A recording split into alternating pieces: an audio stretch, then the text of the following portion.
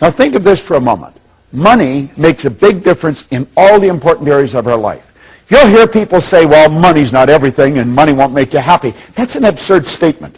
Money was never meant to make us happy. And since it doesn't make any difference whether you have it or not as to whether you're happy or not, you might as well have it. Yet, at least if you're miserable, you'll be miserable in comfort. I mean, there's some consolation in having it. Mm-hmm. Money is an invention of convenience for purchasing goods and services in a scarcity environment. If there's a scarcity, say, of water, it is prized, and its price is high.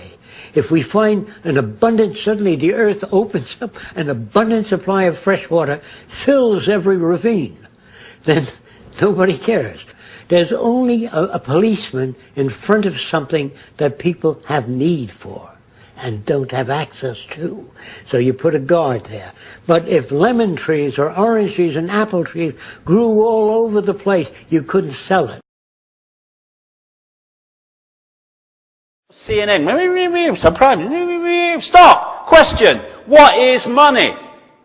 What is money? Money is a non-existent theoretical force that has never, does not, and will never exist except in theory on computer screens. People die and starve because they don't have enough digits on a computer screen. It's incredible and it's extraordinary and it's grotesque, but unfortunately it's true. People think, what is money? Well, how is money created? There's another big question. Oh, it's governments. No! It's private banks lending non-existent money called credit. What is credit? There's your credit. That's it. When you go into a bank and you want to borrow $50,000, the bank doesn't print any money. It doesn't move precious metals anywhere. It types into your account $50,000, and from that moment, you start owing it not only $50,000, but the interest on the $50,000. And if you can't pay that back through no fault of your own, because the banking system has done what it's just done and you lose your job so you can't pay them back, they get your wealth that does exist, your home, your car, your business, your land. It's been going on for centuries. This is why it has sucked the wealth of the world into the hands of the few. What is an economic boom? It's when there's lots of units of exchange, money, in circulation, creating lots of economic activity, which causes people to have confidence in the economic situation. In those times, they get more and more in debt because they're so confident. Or we can have a bigger house, a bigger car, 2 vacations, and all the rest of it. And the banking system, controlled by the same people and coordinated by the same people, have put that out there. Fishing line out. Lots of credit. Hey, what do you mean you earn, $2 an hour? You want a $500,000 mortgage? No problem. Here you go. Gotcha out there. It doesn't matter. We're getting the house eventually anyway. And then what they do is they take money out of circulation. They're pulling the bloody line in now. And as they take money out of circulation, oh no, we've got a credit crunch, we can't make loans and give you any more money that doesn't exist and charge you interest on it. Oh no, it's real serious. We haven't got a problem though, because they'll bail us out, because we control them, you see. So, and then what happens if we move over here into a slump or a depression, not because anyone doesn't want to work, not because people want to lose their homes, but because there is not enough units of exchange in circulation for the economic activity to go on that allows them to earn the money to pay back the loans. So now the banks go, thank you very much, I'll have some of that.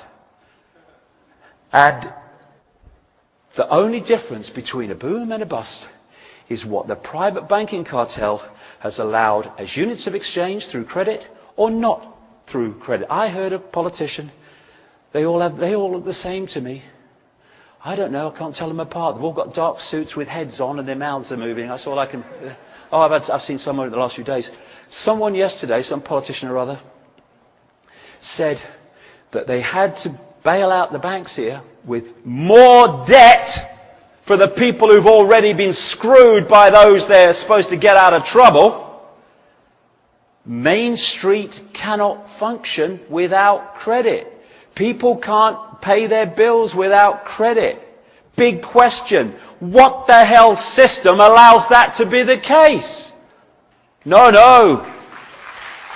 So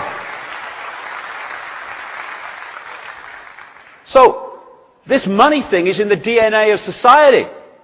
Controls choice and all the rest of it. It controls whether we have shelter or no shelter, and the few control it. So we have Greenspan, starts the old subprime going under his watch and stuff, and off it goes.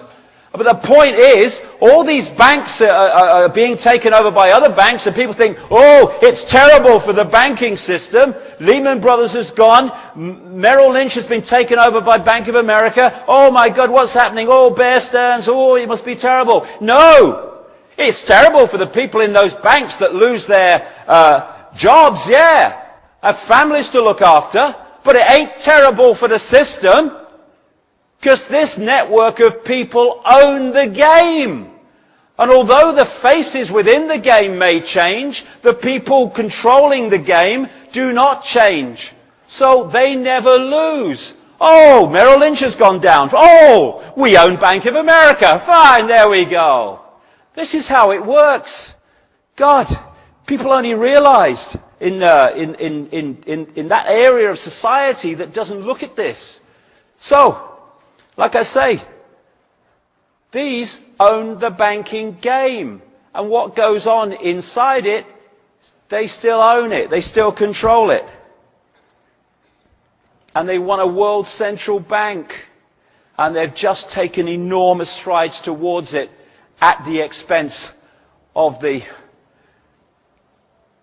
harmony, the peace, and the lives of people.